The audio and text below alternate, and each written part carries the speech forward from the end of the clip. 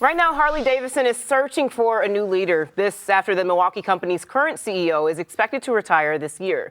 Here to talk about some of the top business headlines this week, we have Andrew Weiland from BizTimes joining us now. Of course, it's always good to have you on, Andrew. The company has been struggling with declining sales in recent months. Is there hope that a new CEO can turn things around? There's always hope. Right. You know, anytime you have a leadership transition, that's what's asked for of the new leader. Josh Zeitz has had a tumultuous period as the CEO of Harley. He came in 2020, so he came in during the pandemic and everything that came with that, including Harley basically essentially abandoning their headquarters, largely so, having a lot of their workers working remote, so they're barely using that facility anymore. He's been working out of his home mostly in New Mexico.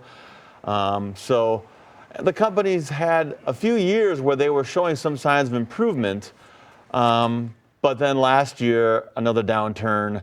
I think higher interest rates and inflation, things that really discourage discretionary spending on things like motorcycles, hit them hard. So they're going to be looking for someone to take the company in a new direction. Yeah, we'll have to see what happens as far as turning things around for Harley-Davidson. A lot of changes there for sure. There are also plans for a new brewery in Cudahy. The first public hearing was held last night. How is the community responding to this? Yeah, I think favorably. People are generally excited to have something like a brewery come into their community, and that's something Cudahy doesn't have. What I think is interesting about this is we've seen a lot of upheaval in the craft brewing industry. Lately, there have been several in the area that have either closed or been sold and consolidated with other operations. There was some talk of maybe we have too many, that this is kind of like a bubble bursting, because for a while there were a lot of these places opening.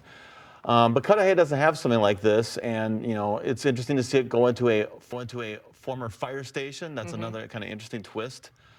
So we'll see how it does. Maybe it'll add to the ambiance a little bit if it does end up happening, the fire station. I think there's opportunities there to do a cool design. Exactly. New Chipotle in Greenfield. It has a drive-through, part of the business, the new business model that they have there. Could we see maybe more new developments in that area? Well, that's been an area of new development. That's the 84 South development in Greenfield. So right off of 894 at 84th Street and Layton.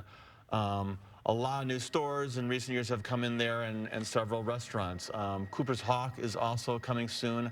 That's more of a higher end restaurant, but there's a Portillo's, an Outback Steakhouse, a Mod Pizza. So several things over there that Chipotle has joined as that development, which also includes a large Aurora healthcare facility and several apartments. So that development has pretty much been built up now. So this is one of the last pieces of the puzzle there.